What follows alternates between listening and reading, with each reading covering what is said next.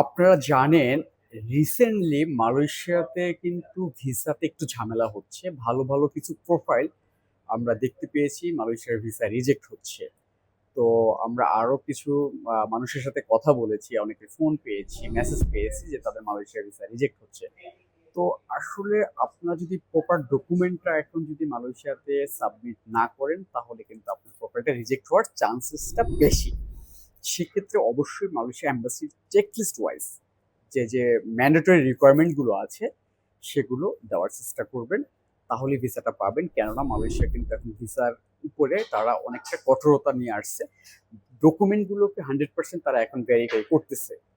তো fake document বা unauthorised কোনো ডকুমেন্ট দিয়ে আপনি ভিসা অ্যাপ্লাই করলে আপনার ভিসাটাও রিজেক্ট হওয়ার চান্সেসটা কিন্তু বেশি থাকবে।